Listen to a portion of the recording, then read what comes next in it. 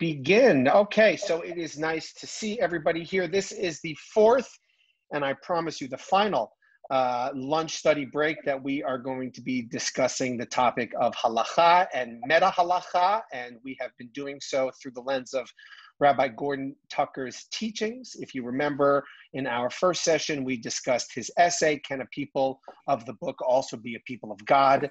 And then for the past 2 weeks, we've been discussing his Teshuvah on the status and the normalization of homosexuals in our movement. So what we are going to do now is we're going to complete that, and then hopefully there'll be a little extra time at the end of our hour, because I want to circle back to where we began. And one of the key Talmudic texts that Rabbi Tucker uses in his discussion of halakha and meta halakha is, of course, the famous Tanor of Achnai, the story of the oven of Achnai. And I think it's important that we take a look, now that we've gone through this process of discussing this Teshuvah. Let's now go return to the Tanor of Achnai and see what we feel about it. So let's pull up here. Let's pick up where we left off. I know I've been doing a lot of review, but let's just try to move forward here. Let me spotlight myself and close here. Okay, so we've gotten through this. I'm not going to review it because it took me about 15 minutes the last time, and I don't need to review it again, but pretty much you have understood that the question that we have at hand is the question of, can homosexuality be reconciled with Judaism? He has gone through the traditional way that we have decided these questions, and then he's looked at this theological argument, basically taking the peshat of the text, which is something we don't normally do in halachic jurisprudence. And then afterwards, he went and he discussed the systemic argument. We talked a lot about legal positivism. And ultimately, the crux of that for Rabbi Tucker is whether or not we are using the Kadosh Baruch Hu, whether or not we're using God as our text as an as-if, that's needed to really stand at the foundation of our legal system, or if God is actually greater than an as-if, and that can interrupt our perfect positivist systems in order to say God's presence is there. So we discussed that in the last session, positivism reconsidered. And if you remember, what was compelling to Rabbi Tucker about all of this is that the idea that we're going to create a system that's going to result in affirming homosexual relations, but doing so in a very minute or particular fashion, or if you want to take a controversy around, utilizing technology on Shabbat, if we allow for certain things but don't allow for some other things, if we get too minute and we stand on principle, what Rabbi Tucker says is that is not a good thing for the system. That's actually a weakness in the system, that it leads us to such roundabout, circuitous conclusions. Okay, so and then he shared with us these very powerful letters from individuals and the response that they have gotten from an orthodox or a traditional approach. All right, so let me zoom down, because we are going to finish this today, and I will take us to where we will begin. A halachic narrative argument. So he's been discussing history, and now I've been telling you it's coming up. He's finally going to make his argument. And here it is. He's going to try to create this meta halachic argument, an argument that takes into account the legal positivist system, but also acknowledges, like he used Euclid as an example, like the Euclidean geometry doesn't apply once Einstein had taken us into the realm of stars and planets, and no longer the geometry that was used previously was no longer applicable. He wants to say that often halakha applies in smaller cases, but in large cases like this, it does not. So we're going to begin. And if you want to ask a question, just feel free to raise your hand or interrupt or type into the chat, because I'm going to take this slowly so that everyone can understand his argument. Okay, by now, it is obvious that this is not a teshuvah of the usual mold. Okay, so in fact, wow, this entire past year, this community has been discussing and reading through the Teshuvah. And I think from time to time, we've said this reads like a good Teshuvah, and this doesn't read at all like a Teshuvah. So here Rabbi Tucker is acknowledging this isn't the normal form that we've normally seen these in. He says, I was already convinced 13 years ago that the usual mold would not produce Teshuvah that could handle this hard case adequately. The Torah's prohibition on sexual activity between two men appears, after all, to be quite clear. Some have attempted to work only with our precedential texts and to infer qualifications so as to make it consistent with the lives and the needs of Jewish gays and lesbians. One such attempt was to suggest that the Torah's prohibition applied to exploitative or violent or promiscuous or casual homosexual relations, but that it was not meant to apply to long-term monogamous relations. The problem with this approach is that if we are attempting to use the pshat, now again, we've discussed this, the pshat is the plain sense meaning of the text of that verse. So if you take that pshat, a man shall not lie with another man as he would a woman, it's an abomination. The plain sense doesn't really require a lot of interpretation, or at least that's the traditional argument. So he says if we are attempting to use the pshat, which is best translated as contextual meanings of Leviticus 18 to infer, not impose qualifications on the prohibition, then those qualifications must fit the context. So for the past 3 weeks, I know many of you have been asking a lot of these questions, and I promised you that Rabbi Tucker would begin to address them. So here he goes. Are the prohibitions in Leviticus 18 plausibly dependent on there being exploitation, violence, promiscuity, or lewdness involved? Is it likely, for example, that the Torah did not mean to prohibit a long-term loving marriage between a man and his brother's widow or divorcee, or between a man and his aunt? There is, of course, no ironclad proof of what context provides, but it certainly seems much more likely that the Leviticus 18 was prohibiting sexual acts that it considered, he acknowledges for reasons we may never know, to be abominable, independent of the marital or other frameworks in which they were occurring. Okay, so he's saying that argument doesn't work for him, the one that we've talked about, which tries to create the context of it, because he says if we pull it out, are we really trying to say that it's okay for someone to have a loving relationship with their aunt? Saying it probably would not work if you viewed all of the prohibitions in Leviticus 18, you wouldn't be able to come up with something consistent for that argument. Another attempt to work only with the precedential text has avoided the error of over-contextualizing the prohibitions to exploitative, violent, and promiscuous acts, but it has argued that what is forbidden in Leviticus 18 is exactly what the Torah literally says, no more and no less. Now, this is a question that's come up, I think, every week. So let's see how he grapples with this. And since the Torah prohibits a man from being intimate with another man as he would be intimate with a woman, this is taken to mean anal penetration, which is the closest analog to the normal intimacy with a woman and nothing else. This act would be forbidden to two men, even if they are committed to one another in a long-term loving relationship, but other acts of physical intimacy would not be prohibited.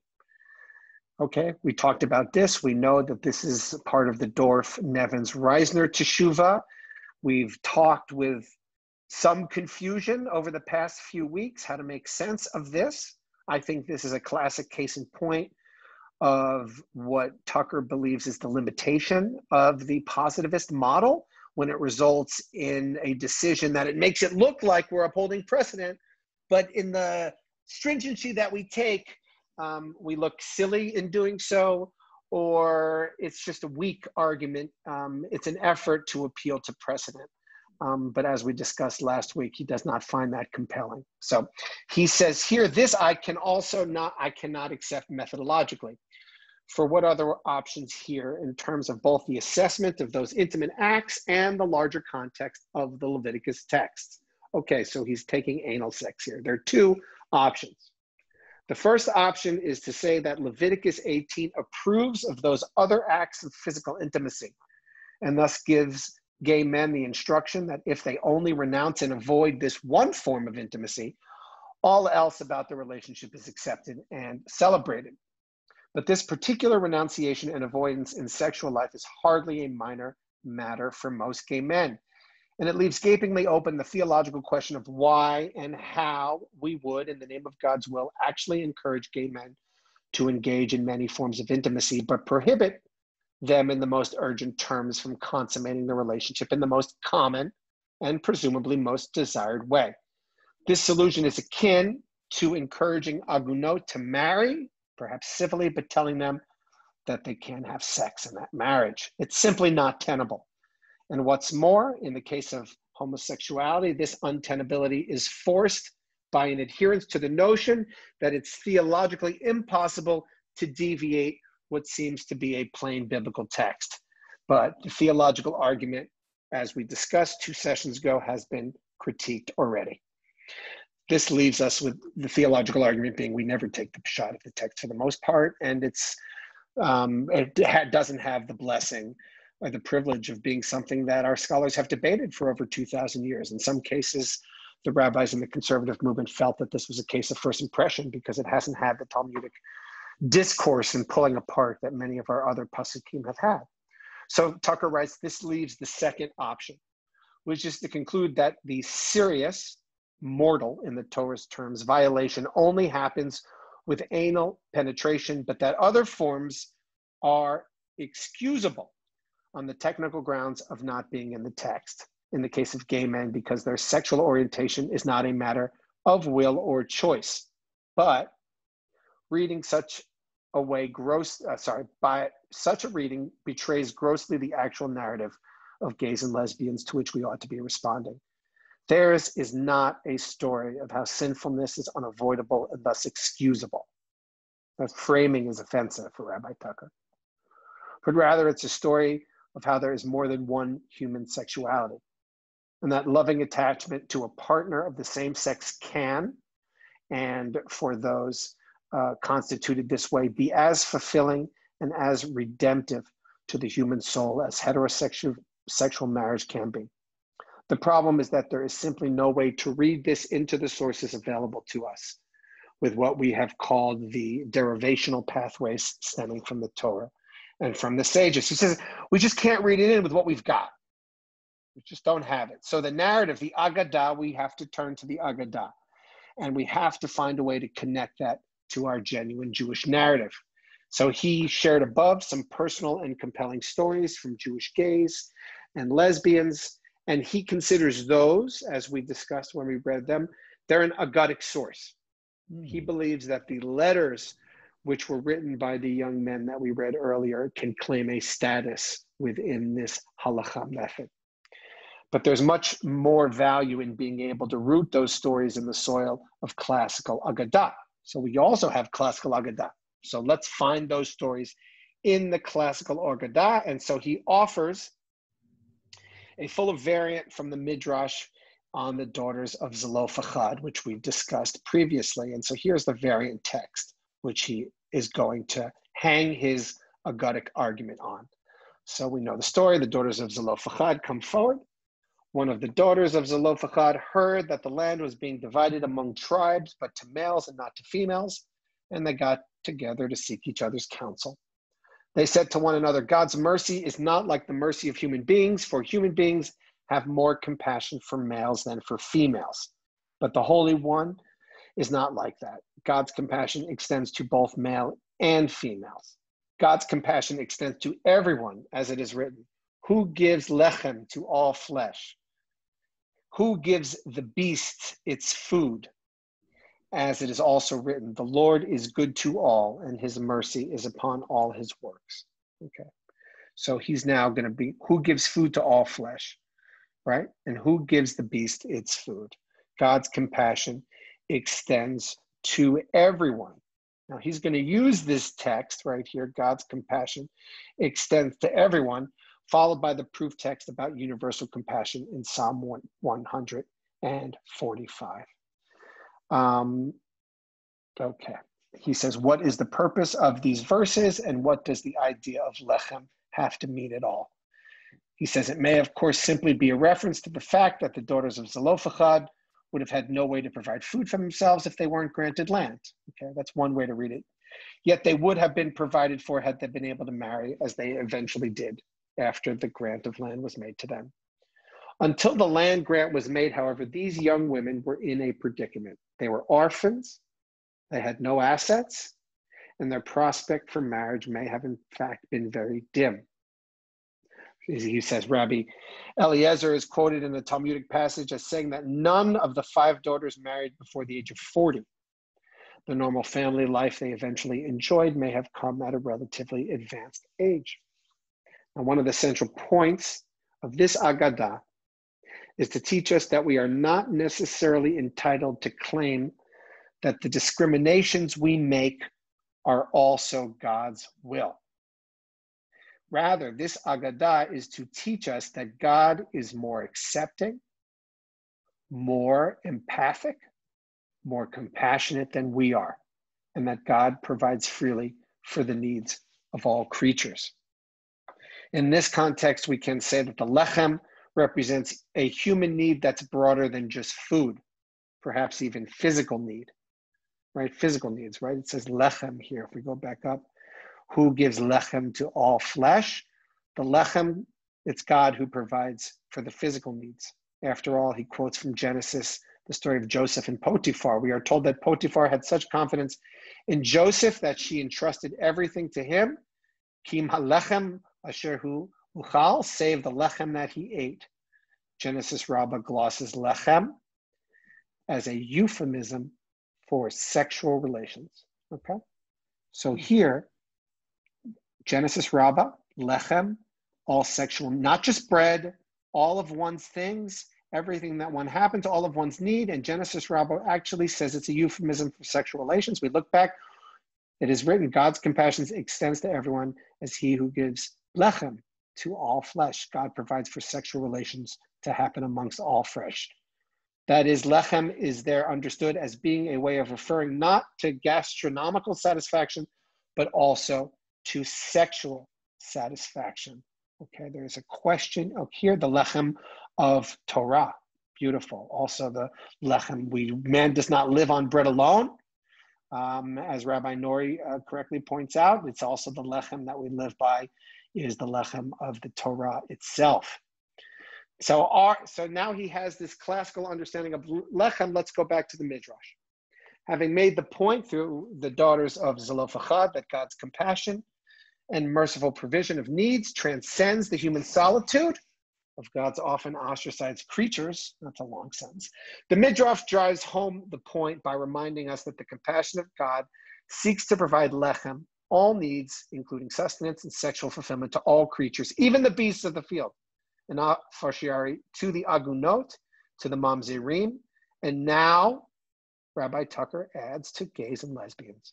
For God, as the text concludes, is good to all, and being good minimally means not imposing undeserved agonies and unfulfillable yearnings. That is, yearnings that do not harm others on any creature. All right, so isn't that very, see how he reads that lechem here. Now, it is apparently true that our legal precedents, limited as they are, as we've been discussing for the past 3 weeks, to legal history cannot accommodate this. The basic theological axiom that we are called upon to follow, God's lead as depicted in this Midrash Agunah. But if that is so, then we need not to discard it as a quaint but legally irrelevant meditation. He's saying we can't just disregard this Midrash that God provides the lechem and that the lechem is sexual fulfillment. We can't just disregard this. Is this a nice little moral? It's a nice little value that we have as Jews. It's not going to impact how we decide what we do and who can be with who, but it's a nice story. And that's basically Tucker's main critique. You can't make it irrelevant. If you do, you miss the essence of Judaism, essence of the faith, as we discussed in the first class. It needs to be conjoined to all of the narrative text, and there are many, that tell us that humans were meant to live in loving partnership. To all of the narrative texts, and there are many that have progressively forbidden us to exclude and stigmatize people for conditions that they do not control. And to the text in Leviticus Rabbah that depicts God as a greater source of compassion for the unjustly excluded than the Sanhedrin himself. These Agadot and others, as well as the more recently compelling narratives that we've read, must be called together to provide an authentic reading of the Torah and our tradition that will enable us to approximate even more closely the will and the language of our compassionate God. In conclusion, the Jewish, gay, and lesbians we address in this Teshuvah call to us from a place that we should recognize, a love of tradition, of community, of Jewish life. This is precisely why even the opponents of normalization have such strong sympathy. But their aspirations can be denied only on two bases. You can only deny their aspirations on two bases. Either the theological stance that is simply not consistent with our general theological commitments as conservative Jews. And by that, I'll remind you, he means the idea that we view the Torah as the written, inerrant, dictated, infallible word from Hashem. That's not something that we hold as conservative Jews. Or a restrictive view of halakha based on the idea that only texts that formulate rules are genuine legal texts, and that these wonderful narratives are mere adornments to Jewish thought with no normative force. This represents for Rabbi Tucker a halachic model that is impoverished in scope, that produces the anomalous results of having to slam the door in the face of those whom our deepest sympathies tell us should be entering the door, and that ultimately divorces what is treated as an autonomous halakha from the religious convictions that it was created to serve. If all of our religious convictions and beliefs and morals tell us to open the door for people who want to be a part of community and who love God and who want to be in loving relationship, if our legal system shuts the door on them, then something is off. The idea that the halachic method needs to be opened up to receptivity to the potential normative force of Agadah is, he acknowledges, unsettling. It's unsettling because there is no official privilege canon. How do we decide?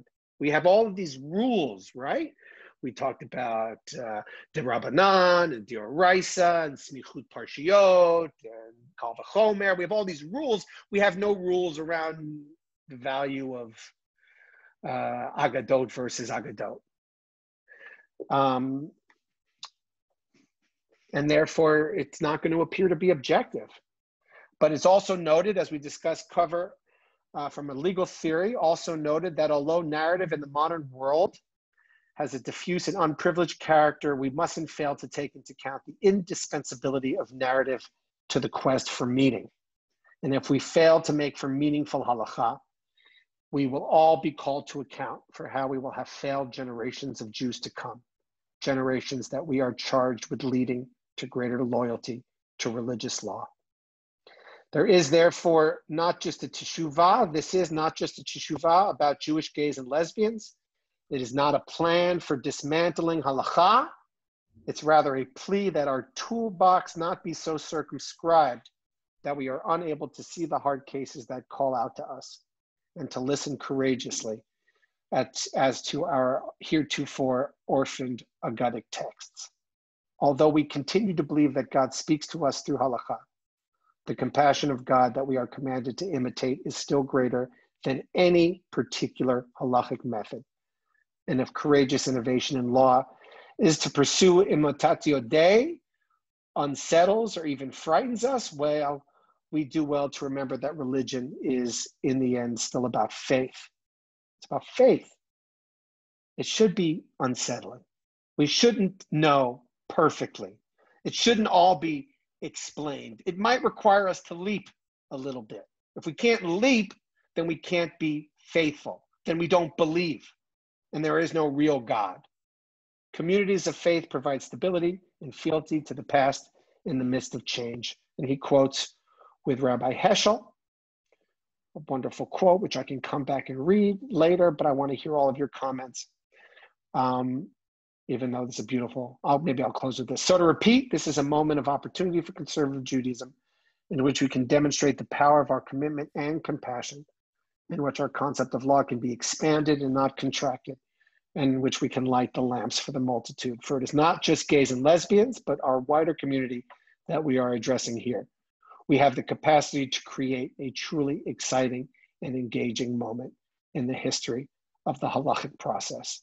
And if we think we hear the verses in Leviticus questioning us as to why we do not faithfully implement their clear version of what God tells us, let us remind them and ourselves that the journey of soul searching and understanding of religious mandates, these two little verses have produced for us, will have more than justified their existence, and perhaps even some of the pain that it has called, because it is sometimes in the demanding of the struggle that generates the most enduring reward. All right, so let's stop here. Obviously, Rabbi Tucker gets a little really persuasive towards the end. So we've completed it. Mazal Tov. We've gone through this Teshuvah. It only took us 3 weeks. Takeaways. Where do you think, after studying this and going through it, what do you think of how Tucker comes out? Stuart.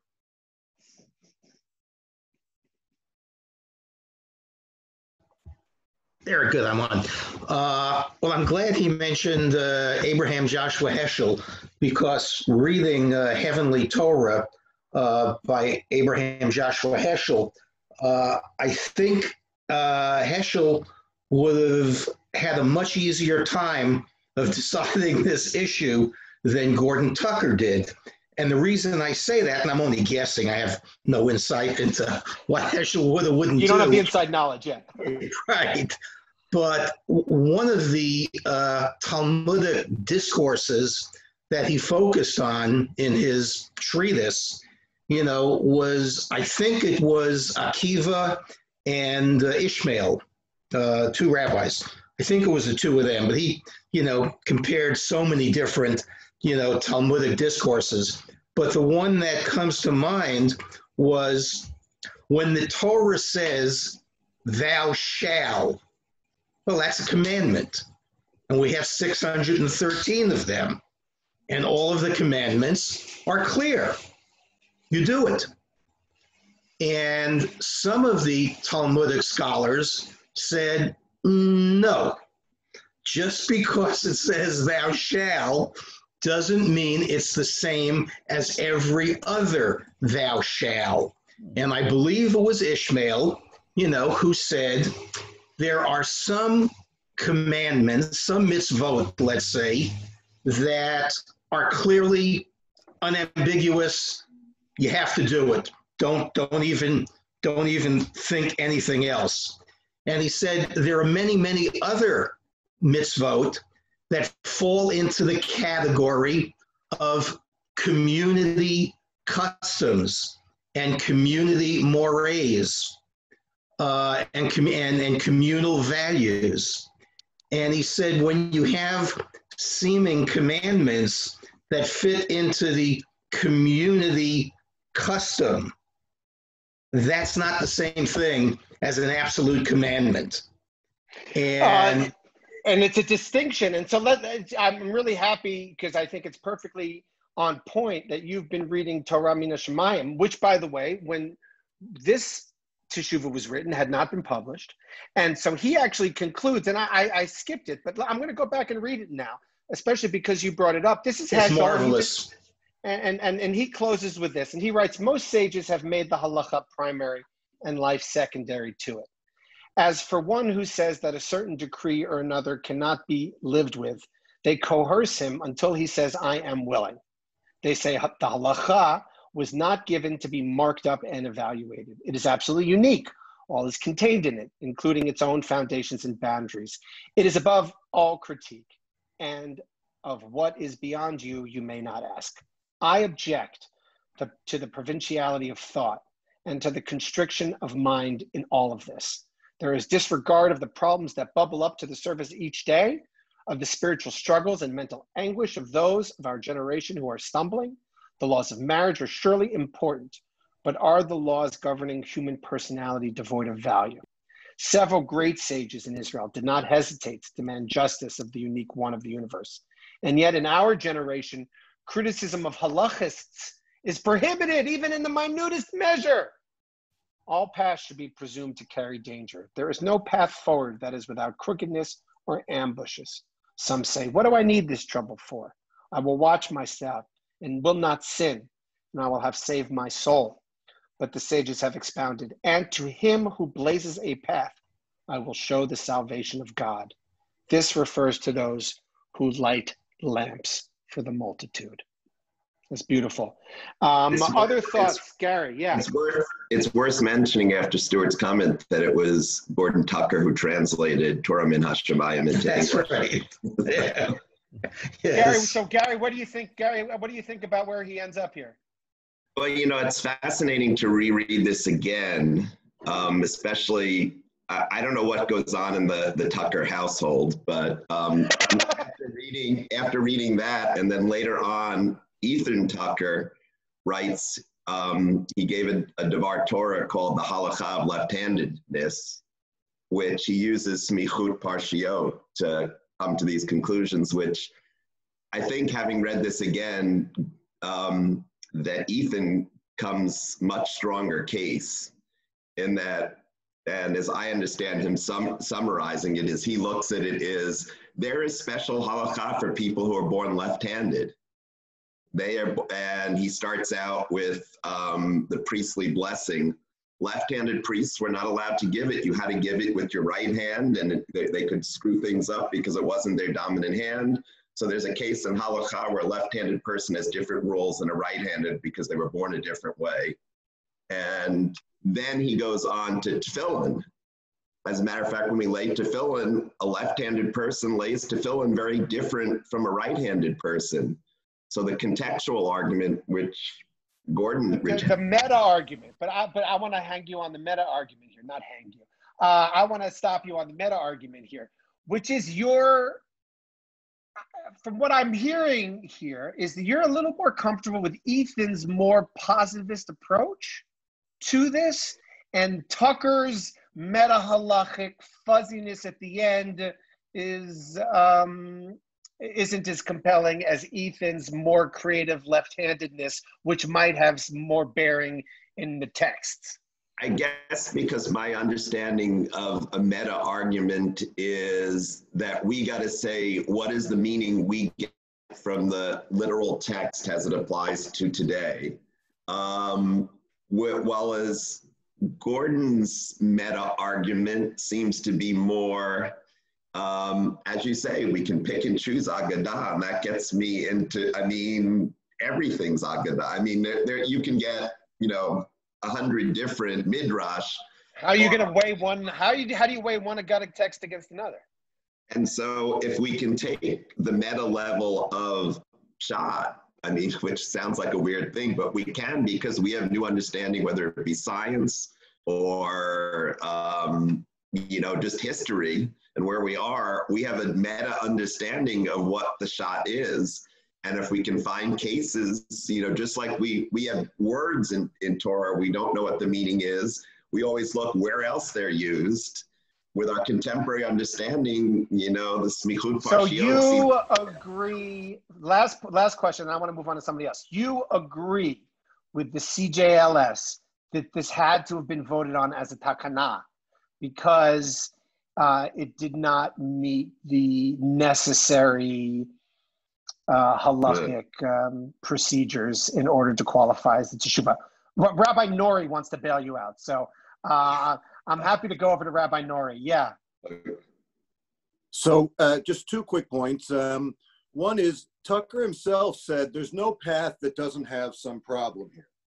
The Agadic path has problems. It can't be universally accepted. Right? There's too many Agadic things, 100 different possibilities. But what's to say that the other Tucker's analogy with left-handedness is really a good one? Right? Even in the positivist approach, analogies are going to be some good analogies and some bad analogies. Like I could say, left-handedness isn't like homosexuality. But it makes Gary if I can put words in Gary's mouth, it makes Gary a little bit more comfortable knowing that there is some basis in Talmudic discourse around left-handedness and around making those distinctions that doesn't require us to be as, I don't know, fluffy, I guess. It's the only word I'm also like Gary. right? In that I think I would also be more comfortable with something that could be explained in that kind of positivistic way. And maybe that's our training, right? And maybe it's our, well, of course it's our training, and of course it's our experience and our history, because I'm a child of my experiences just like everybody. So, but I don't think that's a negative. I'm going to give Gary an even better one. Okay? Do it. It's even better than left-handedness. It's the Eglah Arufah and the Sota. Two obscure things that are mitzvot in the Torah. The pshat of those verses is simple. If there's an unsolved murder, you must break the neck of the calf by the river. Nobody does that. Nobody. Nobody. Nobody. You're not supposed to. You're not supposed to. The Sota, the accused adulteress, if you are accused, you are supposed to go through this ritual, period. The pshat is simple. But the Mishnah takes both of those and dismisses them out of hand because the social reality changed. It's explicit. There's too many adulterers. You can't do it. The reality is such that homosexuality is not what it used to be. So what are we so afraid to say? Just like there's too many murders. You can't break, I mean, every river would be flooded with broken-necked calves. So we set them aside. We don't do it anymore. We just don't do it. The prohibition, if there ever was one against ordinary homosexuality, all right, we know that it's different than what it used to be, or what we know about it is different. So we just don't do it anymore. The Mishnaic rabbis did it twice, at least. Yeah, but I guess we're having a hard time owning that. Irene.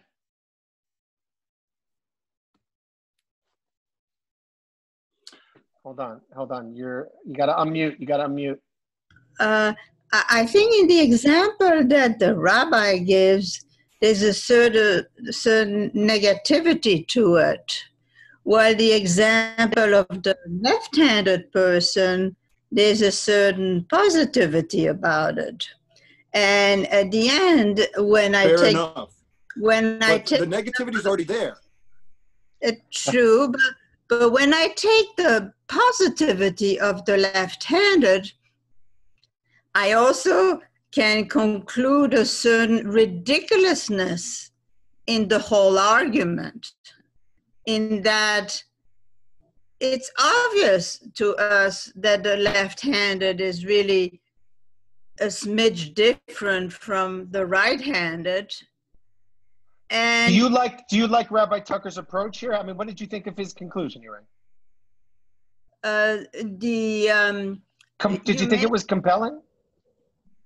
Do you mind summarizing the difference of Rabbi Tucker versus the other? I didn't like the pshat of the textual, that definitely. Yeah, so the Dorf Nevins Reisner Teshuvah limits the sexual relationship to, here he says it here, to just anal sex, and says that there can be a sexual relationship so long as they avoid, in the most narrow fashion, the interpretation of the pshat of that text. Tucker says that that's a ridiculous way to make a decision, and that it undercuts our basic religious values. And he's saying we have to include these letters from these young men. That has to have value. And we should go back to this midrash, which says that God provides sexual relationship for all creatures. Right. I like it a lot. Yeah. Randy, you've been quiet. Randy, what do you think? Rabbi, thank you for putting me on the spot. You're welcome. So I read part of the Roth response that you sent to me, which was the decision in 1992, I believe, not to change conservative Judaism's view on homosexuality. And so I've been really ruminating about what changed between 1992 and what was this, 2006 or 2012? 2006. Okay. And You know, it was so interesting. The vote. So we're not talking halakha here. We're talking. I'm thinking politics, if I may. The vote was something like 12-7 with 3 abstentions. Or maybe no, 7. I can't remember now. But it was clearly in favor of not changing anything. What was the vote on in 2006 under Rabbi Tucker's? So Rabbi, the vote for I'm looking through right now. So the vote, Rabbi Tucker's, they voted his opinion 7-14-4. Was Rabbi Tucker was voted 7-4, 14 against, and 4 abstaining on his. And let me go and look at the Dorf Nevin. 14 Dorf abstaining? No. 4 abstaining, 14 against, and 7-4. And let me open up here the Dorf Nevins Reisner. I thought 6 votes is enough in the CGLS. Not if it's a takana. They declared it a takana, so it needed a higher vote. They said it wasn't the proper teshuvah. It needed to be voted on as a takana. So here, this is the vote. If you see here from Dorf, Nevins, and Reisner, is 13-12-0. And then if I go, here's his revisited. This vote is 13-8-4. So by the way, abstaining. Yes, 4. So both, this is his second one. So he does it again 12 years later, 14 years later, and it's also approved. And the one that you were reading came earlier, and that's this one. And this one, 14-7-3, as you pointed out in 92. And the weirdness about this teshuvah is that, we lost Rabbi. Where did the Rabbi go? Because he was there at the seminar. He was there in the seminar. The weirdness about this teshuvah was that Tucker and Dorf, Nevins, Reisner, one says yes and one says no, but they both received 13 votes. So they're both approved. So tell me again what the vote was, the Tucker vote, 13 what and what? So Tucker, the one for Tucker's teshuvah, the reason it didn't pass was because it was turned into a takana. And it was voted that it had to be voted as a takana. And as such, nobody wanted to vote for it as a takana. So they voted against it. Here, I'm going to open it up here. It explains it a little bit on the bottom. So what we've been studying was not approved. Is that correct? That is correct. And, I see. So here it is here. So here it is at the bottom. This paper was declared a takana by a vote of 12 in favor, 7 opposed, and 6 abstaining. So now I am, but the approved one states that everything's okay except for anal sex. Here's the approved one. Here it is right here. What guidance does halakha have to offer to Jews who are homosexual? Let's go to the bottom.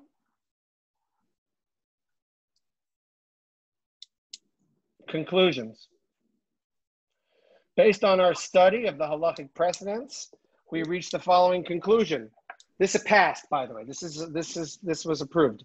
Number 1, the explicit biblical ban on anal sex between men remains in effect. Gay men are instructed to refrain from anal sex. 2, heterosexual marriage between 2 Jews remains the halachic ideal. By the way, they've walked this back considerably, especially number 2 in the last 14 years. This number 3, this ruling effectively normalizes the status of gays and lesbians in the Jewish community, and we're not prepared to rule on this juncture about Kedushin, which they have in the last 14 years, and they have made for unions. So so we went from 1992, where we didn't really even want to talk about gay relationships, not comfortable. The conservative movement didn't change anything beyond the traditional understanding. We've arrived in 2006. Everything's fine except for a certain kind of sex. Lesbians are okay, I'm guessing, under this. Yeah, the Rabbanan. The only issue Right. is the pshat of that verse. Right. Right. Okay. So, well, so first of all, what happened between 92 and 2006 in your view? Secondly, do you think, and basic moral suasion, which was put upon the seminary. I mean, a lot of people put a lot of pressure on the seminary. There were classmates of mine who were in the closet, and other classmates of people in the closet who didn't feel it was right to have their classmates be in the closet. Ismar Shorsh was the chancellor of the seminary in 92. I could be. He was not in favor of this. And by 2006, he was no longer the chancellor. Ellen is looking. Ellen, did you have your hand raised? Rabbi, could I ask one more question now? Wait, hold on one second. Yeah, I'm going to come back to you. I know Ellen was trying to get in here. Yeah. If it's not too redundant, could you please explain the difference between a takana and a teshuvah? Yeah, so it's super complicated. Basically, he goes through it at the top of his text, but the sum and substance is a takana is something that exists outside of the traditional halachic process. So here it says here, if you can see this, takanot were historically devices for instituting innovations in Jewish law by relying not on the usual tools, but rather on the authority of the Rav. And we have done that from time to time, but they felt that he's not using the traditional tools in his paper, and therefore it had to be voted as a takana and not as a traditional paper. Randy, you can follow up now. Yes, so do you foresee a time when the conservative movement might pass Rabbi Tucker's takana, I guess? I mean, yeah. I mean, I do. I think the CJLS has moved very much, and maybe in ways I'm not thrilled about, to being very accommodating. And we had about 2 months ago, maybe 6 weeks ago, a member of the CJLS to talk about their recent teshuvah with regard to some of the Shabbat practices. And we're sort of shocked at the sheer number of votes in favor in the accommodating point of view. So I definitely think the community is moving towards, and she said as much, that they want to figure out how to accommodate people during this time. And so much more so than certainly when I was a student there. Gary Sokol is trying to get in here. I have two different points. One was on, I think that Ethan Tucker's thing supports his father's thing, is the more I think about it, in that what Gordon Tucker's takana says is that compassion is a value and we should look for ways to find that, but he leaves it open to Agadah, which is messy. And what Ethan says is we take that as the principle we're looking for, we use smichut parshiot to go and find other cases of compassion. So I think they're both meta-halachic arguments, but I mean, I think Ethan gets stronger by doing He's done more work. He's done more work on it. Now, on a second one, I'm curious, going to Randy's questions, that I thought I saw in there a number of times it mentions committed monogamous relationships. And is that part of what was passed? Because, well, I know adultery is forbidden. Does it say, do you as a rabbi ask a heterosexual couple when they get married whether they're going to be a committed monogamous relationship? Yeah. Do I ask a married couple whether they're going to be in a committed monogamous relationship? I ask them a lot of questions. And I don't know if I ask it as such, but I tell you the truth, if I pick up on something that there's something going on outside of the marriage, I have my own value judgment. I believe our tradition has our own value judgment around that. I think 3 makes for a very complicated relationship.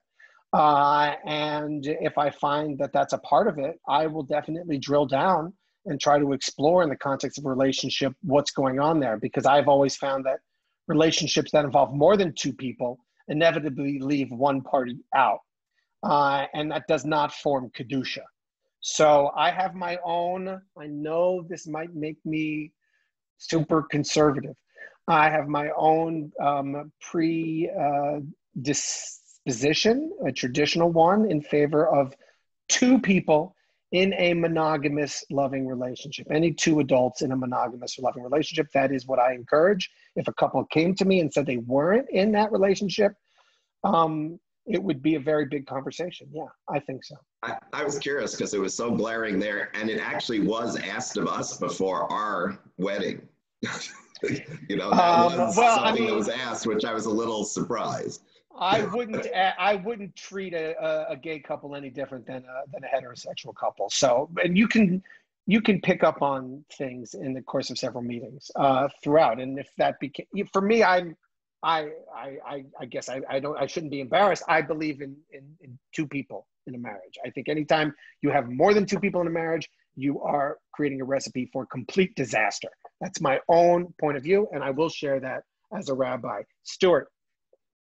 Well, the thing that concerns me the most after hearing this great presentation and excellent discussion about all of the issues and sub-issues and, et cetera, the thing that really concerns me the most is the idea of a tachana.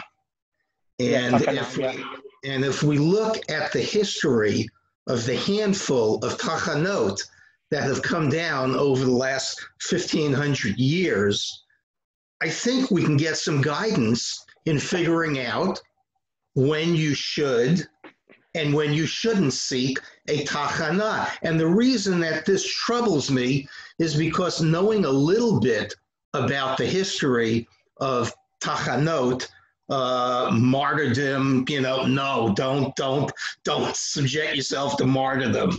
I think it's a good argument. Interest on loans, no, forget that. You got to make a living, etc., okay? And there are not a lot of et ceteras. But for me, I look at the issue of homosexuality. I look at the issue of how you can keep a Jewish community together celebrating Shabbat when you can't be physically present. And I think what the rabbis came up with, the Committee of Jewish Standards came up with, is totally and abysmally unworkable. And I wish, they would get their act together and say, okay, this is when we do a tachana. This is when we don't do it.